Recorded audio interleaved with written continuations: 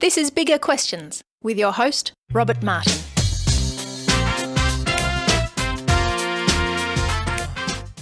Welcome to Bigger Questions. Today's big question, does the Bible condone slavery? Now, we usually record Bigger Questions before a live audience in Melbourne's CBD, but instead today I'm at Macquarie University in Sydney for a special recording. My guest is Professor Edwin Judge. Professor Judge is one of the most distinguished academic figures in modern Australia. He is Emeritus Professor of History at Macquarie University and founded several ancient history research centres and academic journals. He was appointed a member of the Order of Australia in 1995 and he joins me now. Edwin, welcome to Bigger Questions. Well, thank you. It's wonderful that you could join me here today. Now, Edwin, you're a Christian believer. Can you tell us how that happened? What convinced you to be a follower of Jesus? Well, I don't actually claim to be a follower of Jesus. I preserve that honour for those who actually did follow him. And I justify saying that by the observation which you should remember, that Paul certainly did not claim to be a follower of Jesus. Right. Nor did anybody in the New Testament epistles. The term was not used. Even the term disciple went out of use. And disciple meaning the students of Jesus. And the followers, the honour of that was reserved to those who packed their bags and went. Now, there are people like that today who go, and I reserve to them the claim to be followers of Jesus. I haven't packed my bags and gone anywhere. Right, okay. So how would you describe yourself then? A Christian believer? I don't actually like the word Christian either. Right. Because it was a categorising word. There's an element of logic creeping in here. It's a Latin word in origin, although we know it first in Greek, and it's an observation by Latin speakers in Antioch, one assumes, because that's where Acts says it began. Yes. That expressed a Roman's way of thinking about something they couldn't understand, and the inflection, the IAN part, is a partisanship term, so that Christiani are the ones in the outside observer's view who are partisans of Christ. Call me that, a partisan of Christ. So what convinced you to be a partisan of Christ? St. Paul did. Right.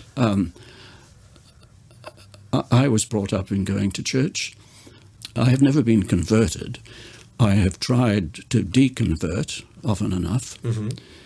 But sitting at the age of 16 in a classroom in Christchurch, New Zealand, we had, under the law of the land, to read in that year the epistles of St. Paul, silently, no comment allowed from the teacher or anybody else, no visiting expert, just on our own. That was the New Zealand state high school system. And for the first time in my life, after going to church for 16 years, I found myself actually reading the letters of St. Paul, and I was captivated by them. That's why I blame him. And I've never let it go, and I know for certain this is right. I'm not making this up, because I know also that I said to the careers advisor at the end of that year, my last year at high school, I want to study the classical literature, which I was a primary student of. Latin was my key subject, and the Bible together. Well, so what was it that captured you about the writings of St. Paul? I don't know what it was at the time, but I know I would analyse it now as it was the historicity of them. Well, now the topic for today is slavery in the ancient world. Before we speak specifically about slavery, let's maybe just think about life in the ancient world. What was life like for the average person in the ancient world? Who is average? If you're in the countryside, you're locked into a tedious seasonal round of hard labour. If, however, you lived in the 1st century AD, for example, in one of the 1,000 different so-called cities of the Roman world, there was a civilized core to it. You could be educated, you could go to the theatre, you could see the gladiators in the arena, you could live an integrated, urbanized life with food brought in by the hard labor of the villages around you. It was very much more like modern life, modern city life, than the other extreme, which I've mentioned, the actual hard labor that produces the food. So how did slavery then fit in with the life in the ancient world? Slavery was part of everybody's household experience. Every household tended to have at least a servant or two.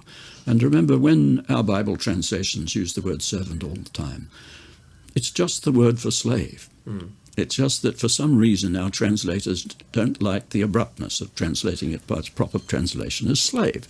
So they say servant. But servant is just a Latin word for slave. That's all.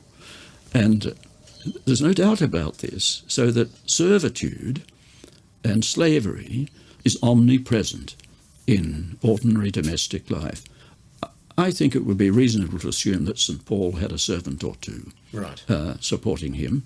That's why he was so interested in writing to Philemon about a new one who'd turned up who he wanted to co-opt, Onesimus, who had walked out apparently on his proper owner, Philemon, and made his way to Rome. This is an open society we're talking about, with freedom to travel. Paul had great freedom to travel, organised it, took work. You had to protect yourself against brigands, so you needed people travelling with you to do that. People to do your work, write your letters for you. He didn't write his letters himself. He signed them off when somebody else had written them. I don't mean composed them, but somebody else had done the hard work of penmanship for him. So, and at all sorts of things, particularly in urban life, you had people to do the technical work for you. Medicine was done by people in slavery. Most of the technical skilled things and professional things, accounting, for example, just managing a business, running the Roman Empire itself was done by people in slavery or recently manumitted from slavery. Well, so then what were the reasons that people would enter slavery? Like, how would they become slaves in the first place? You can put yourself up for sale in the slave market if your life is miserable enough, in the hope of, we know of one case, I can't give you the reference, where somebody was sick to death of being persecuted by his owner. He put himself up for sale hoping to get a better owner. No one questioned the fact that you could buy and sell in the slave market. The question is, where did the trade come from? And classically, the way a slave market was met was by conquering a neighbouring people, and that happened to the Jews. In the first century before Christ, a mass captivity of people after the capture of Jerusalem by Pompeius, there was a mass enslavement of Jewish people settled in Rome, and that's why there were many synagogues in Rome a century later. Those people hadn't necessarily continued in slavery, but they'd been put onto the slave market, bought up, transported to Rome, and they dug in, and during by the emancipatory method that was available, they would have passed on into freedman status and eventually into Roman citizenship. Slavery was a road to privilege in some respects. I'm not speaking in favour of slavery. And of course there's a negative side. There's a huge, rather hard to determine negative side of abusive exploitation, particularly what greatly interests the contemporary world, the presumed sexual exploitation of people in slavery. Very hard to find evidence for it, but one assumes that happened. And so certainly there was an abusive potential in slavery, but there's also an entirely unimaginable to us, I think, degree into which the system of servitude underwrote the whole civilization and structure of the Roman Empire at a detailed level even, and in ordinary people's households.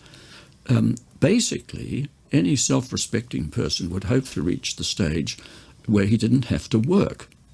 Work was regarded as a bad thing in the Greco-Roman culture. Leisure was the ideal. And a person with money, if you made money, you provided yourself with a leisured life. All the work in your household and raising your income on the farm and so on was done by people you owned in slavery. You made it up to them by giving them a decent life too. They could go to the baths with you. You could go into the same bath with the person who ran the Roman Empire and your slaves all naked together. I mean, there were boundaries, of course, very important legal boundaries, but one shouldn't think of the Roman world as somehow they're radically divided into slaves and free. You couldn't tell in the street very often who was what. So I suppose then, in many ways, the ancient culture rested on slavery for it to function. It did. It was unimaginable in New Testament times for there not to be servants. And that's why there is no campaign in the New Testament to abolish slavery. We'll get to that in a second, but what were the intellectual justifications for slavery? Oh, in the Greek philosophical tradition, it was crystal clear. The Aristotelian doctrine laid it down and was not challenged, that slaves were slaves because they were intellectually and rationally inferior. That's what entitled them, as it were, to be slaves. Now, that doesn't mean at the ordinary level people functioned that way, but it was the theoretical justification. That's why it was not challenged. And yet at the human level, we see lots and lots of cases where very modern-sounding recriminations and things arise between people. For example, a letter where a man who we think had been brought up in the house as a slave, but was now an adult and still in servitude, writes to a younger man who had been brought up with this older one, and the young one is, say, now 18 years of age and is living up to his birthright, which is not slavery. In other words, these two had been boys together in the same house, and the older one, who we assume was in servitude, had carried the younger one around when they were little ones, and they'd been buddies. And now as an adult, you'd think he would have known this. Of course he would have known it theoretically, that their ways would part. But this is a heart-rending letter from the adult man, angrily repudiating the younger man who is now giving him the cold shoulder because they shared their boyhood together. Now, in every household in the Roman world, it would have been like that. The children would grow up together with no distinctions. And yet the distinctions were enforced at the adult level and were painful. They were humanly painful. Nobody was arguing about rationality then. It was exactly the same human sensations that one's familiar with modern slavery and so on. As part of Bigger Questions, we also reflect on the Bible, and we'll look at a couple of parts of the New Testament which refer to slavery. The first is from the Apostle Paul's letter to the Galatians, Galatians 3:28. There is neither Jew nor Gentile, neither slave nor free, nor is there male and female, for you are all one in Christ Jesus. So, Edwin, what is Paul saying here? Well, it's interesting, the three great disjunctions, they're different from each other.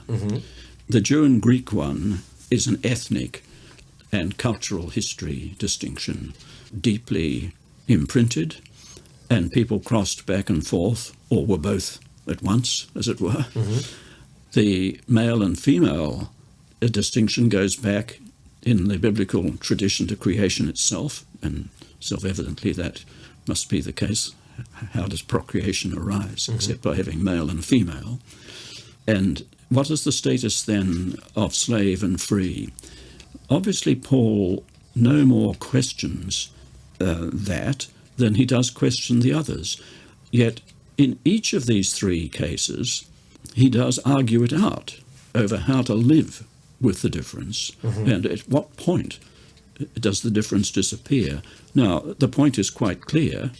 It's just the meaning is not so clear. You are all one in Christ Jesus. What that means is that on commitment to Christ and participating in him in that mysterious, simple axiom that Paul uses, a kind of new life, as it were, is lived in Christ. A simple statement that bears extensive weighing up. This supersedes in some way the slave-free difference, and yet Paul is not arguing for abolition. And in my opinion, I make a useful distinction in matters like this between what I call rank and what we may call status. These three disjunctions, Jew and Greek, male and female, slave and free, are, in my terminology, ranking matters. People are ranked in the community and marked, and you can easily tell and identify who is and who isn't and so on. And these things, although they're of different origin, one going back to creation itself, others not, but these are so much part of the customary scene that expectations attached to them, conventions and so on. And that's what I mean by rank. In every community, we all have a ranking position. The conventionally established and expected ways of behaving with each other. And it's this which makes a community coherent. This is the ethical side of a community. By ethics, we simply mean entrenched custom and generally accepted custom, not argued. You don't have to argue about whether you're a Jew or a Greek, a slave or a free. It's clear. And you don't even have to justify it. But its validation and reason for not abolishing it is simply it's part of the customary structure of the community. But it does not give you status privileges. This is what Paul makes about slave and free. The slaves are to not be downtrodden, and they are to function in Christ exactly the same, whether they're slave or free. That is the behavioural status behaviour, to use my term, is rejected. Lording it over your slaves is rejected. Being brutal to them is rejected, and so on. Slaves, for their part, are urged by Paul to conscientiously fulfill their obligations, their ranking duties. And in this way, therefore, a new human bonding in Christ is created for people whose community structure nevertheless separates them. But in Christ, wherever that may be thought to be, in practical terms, like what does it mean in the household, etc., or in the church meeting, or what? And of course, it's something much loftier than that, I know, that is being referred to. Christ stands for the world that is about to break upon us, the world for which we are being saved, as it were. In that world, which is here now for Paul, already there in Christ as believers. And so there is no status to be asserted against each other.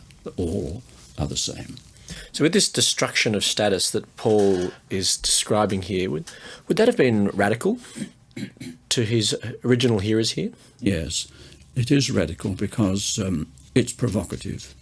That letter I referred to by the presumed slave complaining about how the young freeborn playmate was lording it over him now. This shows the burning reality of ordinary human relations. That is, the bursting in of status and the objection to it. In the classical philosophical system, the good are there by nature and the bad people are there by nature. So good and bad are part of the rational order, philosophically. And when the first critics of the Christians got going at the philosophical level in the 2nd century, they complained of the immorality of the Christians in treating the bad people as though they were not bad, but caring about them, for example, when self-evidently on classical principles you should prefer the good. Obviously the good is more rational, according to a rational universe. But the Christians were upending that all the time. It was vulgar and disgusting. In fact, Celsus, the great critic, said they are like worms in a dunghill. That's the Christians, arguing about which of them is the worst sinner. The thing was horrifying to classically educated philosophical people, that one should actually focus on the worst people and their problems. Another passage we're looking at is Ephesians chapter 6, verses 5 to 9, which speaks about slaves and masters and their relationships. So it says, verse 5, "Slaves, obey your earthly masters with respect and fear, and with sincerity of heart, just as you would obey Christ." And then in verse 9, "And masters, treat your slaves in the same way. Do not threaten them, since you know that he who is both their master and yours is in heaven, and there is no favoritism with him. So what do you make of these passages? Yes, favoritism, you see, is the key word. The Greek word which it's translating, can't think of a good English equivalent offhand, but it's outward appearances, your good looks, and that kind of thing is what it's talking about. So we all operate, of course, with liking and disliking. We can't do anything about it. We have instantaneous reactions without any rational basis. We like one thing and dislike another. And this is a key part of our lives, and yet we don't know how to regulate it. And what Paul is saying here is that in Christ we have to master our superficial likes and dislikes and recognize that Christ treats slave and free as the same. That's what he's saying. Now, the New Testament offers no criticism of the social institution of slavery. Is there any reason that the New Testament doesn't prescribe a plan to abolish slavery? Well, I've already indicated, I think, that it's virtually inconceivable that an abolition movement could have got going. There were not movements of reform of any kind in the ancient world. The word reform occurs, it's a Latin word, it occurs first in the time of Christ in a known writer, Ovid, a poet in Augustus's time. And guess what it means? Not that something is going to change, but the very opposite. Reform means going back to the form you were in before. It is very hard for historians to approach ancient history with this reformist conception of how the world works, because it's real. The world is changing. So we write as though the Romans were discussing reforms. They were not discussing reforms. Their worldview did not anticipate that. The very word new was often a pejorative term in antiquity. Innovation could become a negative word. And yet newness is the key word of the New Testament. And it's the key word in our culture now. Everybody in our culture just assumes if it's new, you need to buy it. And so new is the 100% positive in our culture. That comes out of the New Testament, not out of the classical culture. What was valuable always was what was old, for the simple reason that the universe was fixed, and therefore whatever is good already existed. You didn't have to do anything better. Change would be bad. So therefore there was no need to change the institution of slavery. There was no conceptual possibility of reform happening. Now, renowned, I wonder if this challenges Rodney Stark's view. Now, Rodney Stark is a renowned writer and sociologist. He wrote, "Just as science arose only once, so too did effective moral opposition to slavery." And he claims that Christian theology was essential to both. Do you agree with Stark's appraisal? Yeah, I think I do. There's a key phrase in Paul, in 1 Corinthians 7:21, everyone should remain in the state to which he was called. Were you a slave when called? Never mind. But if you can gain your freedom, avail yourself of the opportunity.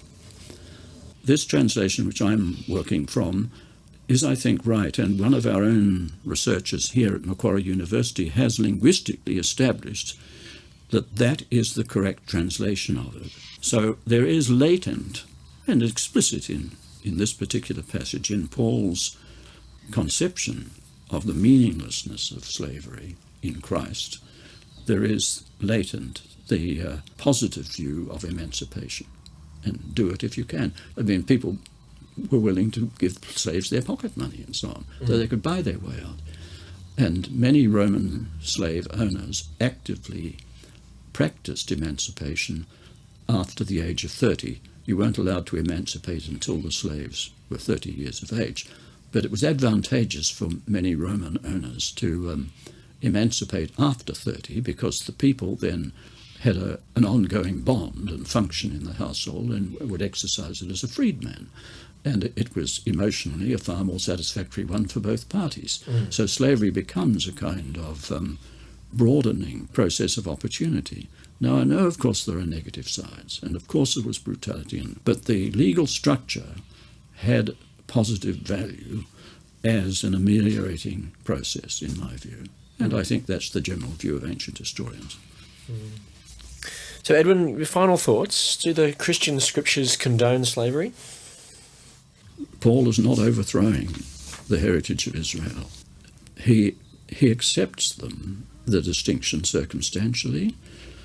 He prescribes, it's not too strong a word, to both servants and masters an egalitarian way as humans of relating to each other, as though there were no difference in Christ. A really unique thing about the letters of Paul that people don't really notice is that he is actually writing to people who are in slavery. I don't think anybody elsewhere in the ancient world wrote letters to people who were in slavery. And the communities that Paul was addressing, where these questions arose, were mixed in a way that was outside the normal experience. The people were sitting, they were together in a meeting in Christ, in the actual meeting, in the household, in the very household where some were masters and some were slaves. But in their meeting together to do whatever they did when meeting in Christ, it made no difference whether you were a slave or not. Now, that is not condoning slavery, in my view. It is anticipating that it would disappear in Christ. And in fact, it is this teaching which did inspire the great emancipatory movement against 19th century slavery, which broke it down in at least Western countries, not elsewhere. It goes on. So would it be fair to say that whilst Paul didn't explicitly call for the abolition of slavery, the seeds of its demise were there in his writings? For certain, and it's unrealistic to say he should have called for its abolition. It's not how the world worked then. Let me leave you with the Bible's answer to the big question, does the Bible condone slavery? From Galatians 3:28. There is neither Jew nor Gentile, neither slave nor free, nor is there male and female, for you are all one in Christ Jesus. I look forward to you joining us next time for bigger questions. Many thanks to our guest today, Professor Edwin Judge.